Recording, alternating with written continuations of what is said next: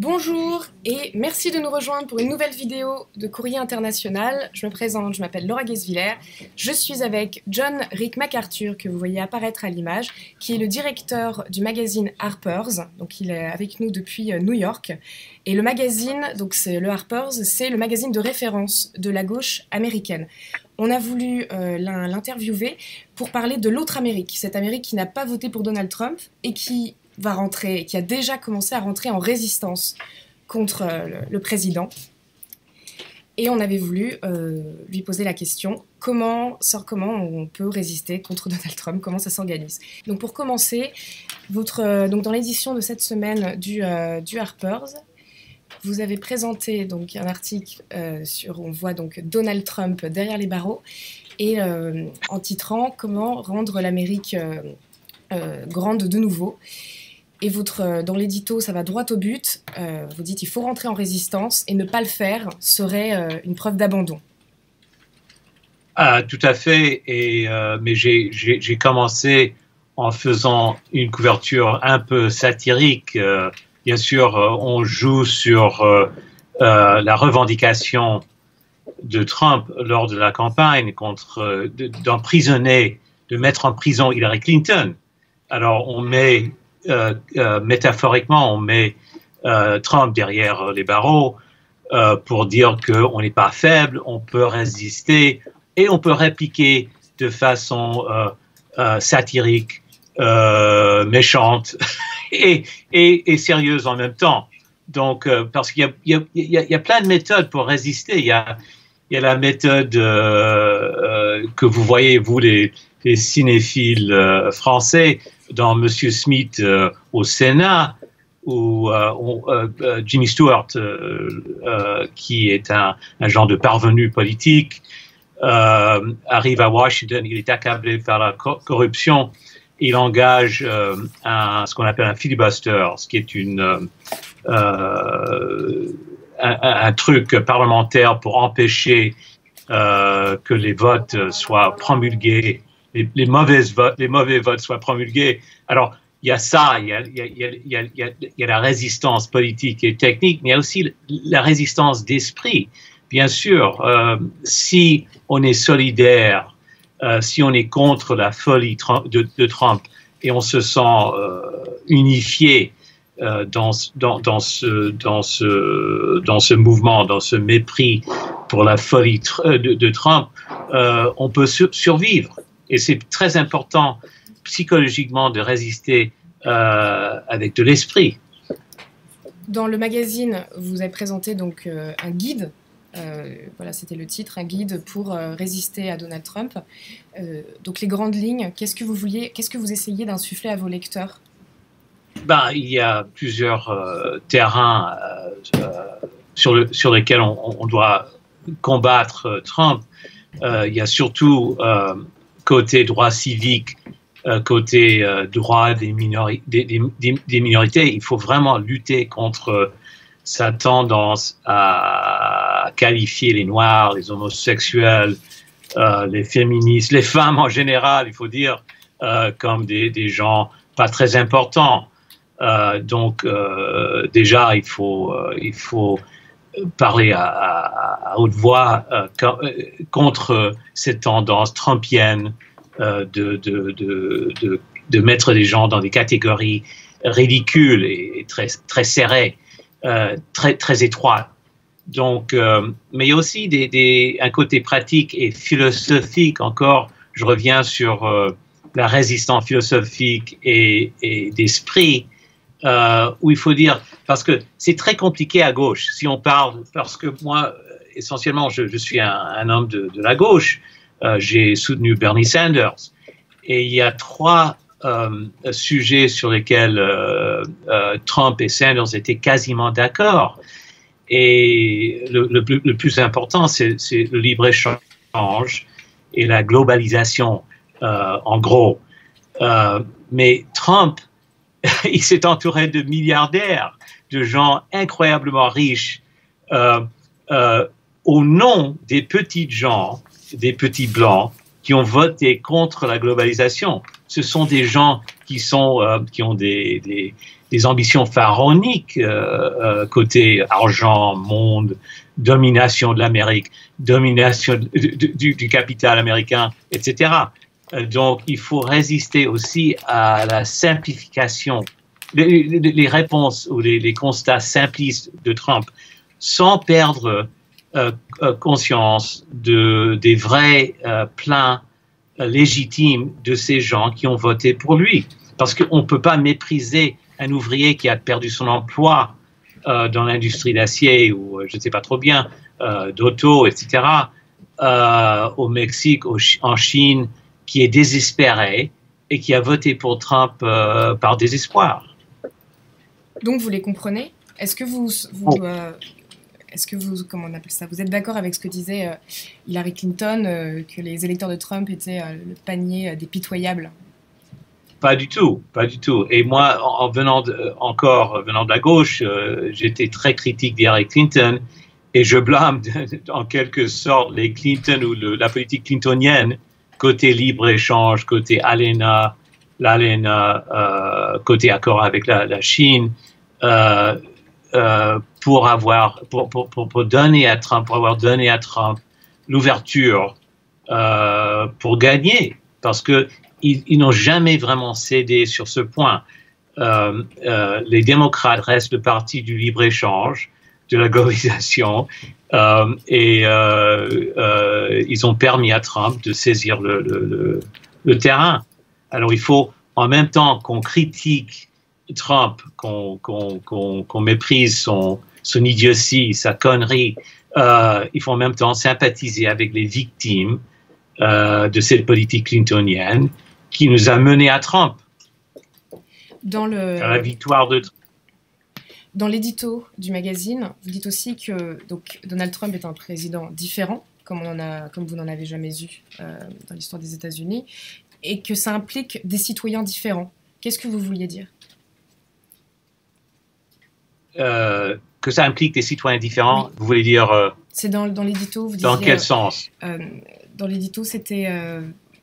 vous disiez, voilà, a new kind of president demands a new kind of citizen. Du coup... Voilà, oui, exactement. Qu'est-ce que vous vouliez dire tout à fait, cette phrase? Et on ne peut plus simplement regarder la télévision et rester raide, rigide devant la télévision. Il faut réagir. Et les Français savent, j'imagine, que les Américains ont un taux de participation dans les élections très faible, historiquement. Il y a moins de participation dans la politique quotidienne chez nous qu'en Europe. Et donc, ce qu'on dit en gros, c'est il faut absolument que le citoyen ordinaire, le citoyen horrifié par Trump, participe à la politique quotidienne et locale. Il n'y a pas que la Maison-Blanche qui compte. Il y a aussi les élections législatives. Dans 2 ans, il faut réformer et reformer le Parti démocrate pour en faire un outil pour combattre Trump de façon plus efficace. Il faut aussi en même temps que les citoyens comprennent la Constitution, qu'on relise la Constitution, parce que encore, la Constitution américaine est très compliquée. Elle a été créée, rédigée justement au cas d'urgence, dans un cas d'urgence comme celui-ci, où un voyou, un véritable voyou, devient président des États-Unis. Et nous avons ces fameux checks and balances, les équilibres inscrits dans la Constitution, qui, en principe, empêchent une domination totale de la branche exécutive. Problème, encore, il y a une majorité républicaine dans les 2 chambres du Congrès, Sénat et Chambre des représentants, ce qui, en principe, est encore plus menaçant. Cela dit, il y a des différences, il y a des désaccords très nets entre le leadership républicain au Congrès et Donald Trump. Par exemple, Paul Ryan, président de la Chambre des représentants, est un libre-échangiste, archi-libre-échangiste, partisan de Hayek, Friedman, tout ce que vous voulez comme économistes classiques, libéraux, jusqu'aux racines de ses cheveux. Trump se dit protectionniste, pro-tarif, et complément, il est sur un niveau complètement différent que Ryan. Alors, on pourrait exploiter cette différence, mais on pourrait aussi être écrasé par cette majorité républicaine alliée avec Trump. S'ils s'arrangent, si Ryan et Trump s'arrangent, là, il faut revenir à Jimmy Stewart, Monsieur Smith au Sénat, où on refuse de céder la parole au Sénat jusqu'au point que les républicains cèdent ou fassent un compromis, font un compromis, ou établissent un compromis avec les démocrates, parce qu'il y a quand même 48 sénateurs démocrates et un ou deux républicains modérés qui pourraient s'arranger pour éviter une majorité républicaine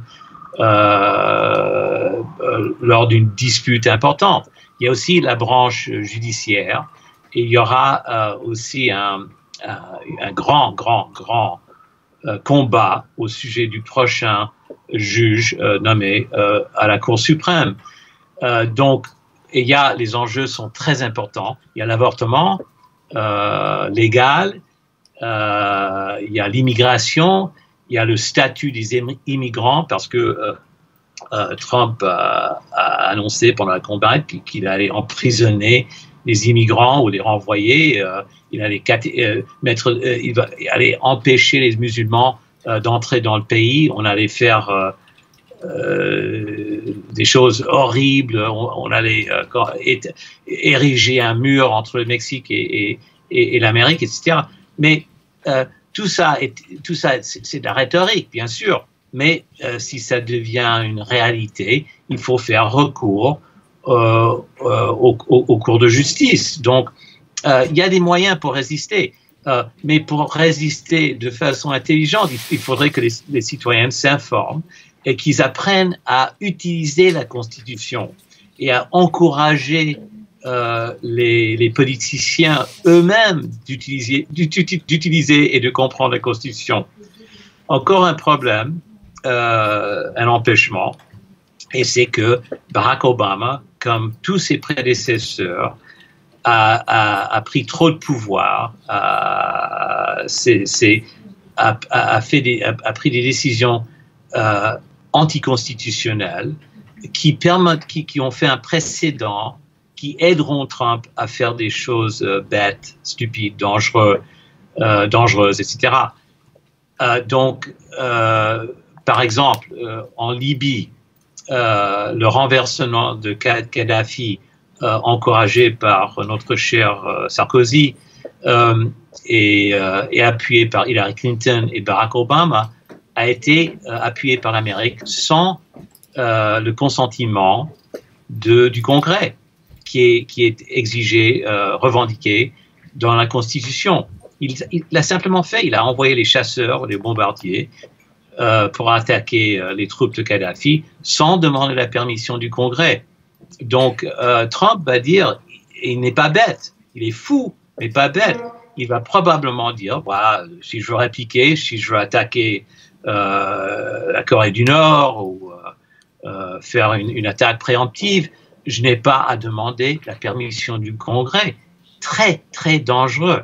Alors, il faudrait immédiatement, parce qu'il a déjà constaté qu'il allait empêcher le prochain essai nucléaire des Nord-Coréens, il faudrait établir les droits, les prérogatives du Congrès immédiatement au début de son mandat.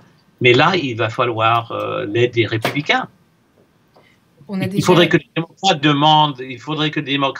demandent la coopération par principe des républicains, leur demander leur coopération pour pas qu'un futur président ait le pouvoir simplement de déclencher une guerre. On a déjà des commentaires et des questions, dont une de Marie-Claude Cavagna qui vous demande s'il est possible qu'il ne réussisse pas à terminer son mandat. Oui, ben, c'est quand même le grand espoir qu'il y aura une destitution. Il y a déjà un procès en cours pour harcèlement sexuel. Je ne sais pas si ça va aboutir à quelque chose, mais en tout cas, ce type est tellement couvert de conflits d'intérêts financiers, etc. Il a laissé son entreprise à ses enfants. Alors, chaque fois que Trump annonce une décision, annonce une politique ou fait un constat anti-chinois, ou qu'il menace d'imposer des tarifs, parce qu'il a le droit, encore, le président a beaucoup de pouvoir côté tarifs, il pourrait simplement déclarer un état d'urgence. Il y a le dumping, il y a trop d'acier chinois bon marché sur le marché américain. Alors j'arrête, j'impose des tarifs, comme l'a fait Bush en 2004. En tout cas, on pourrait investir, acheter sur les bourses des actions d'entreprises d'acier. Il pourrait chuchoter à ses amis, voilà, je vais frapper la Chine avec des tarifs sur leur acier, leurs exportations d'acier, et enrichir ses amis. Cela serait un conflit d'intérêts très cru qui pourrait, en principe, mener à sa destitution. S'il aide ses amis à s'enrichir en mélangeant la politique et affaires. Dans une autre question qu'on a de Paul Chevret, qui se demande si le citoyen américain, donc travailleur salarié moyen, n'a pas vu dans le programme de Trump la fin des méfaits du libre-échange sur la vie de tous les jours, plus qu'un programme qui promet la mise en place de politiques migratoires xénophobes. Qu'est-ce que vous en pensez? Encore, c'est très compliqué parce que, en tant que bon démagogue, Trump a joué sur les peurs des immigrants et en même temps sur cette horreur de politique libérale, libre-échangiste, promulguée par les démocrates, promue par les démocrates.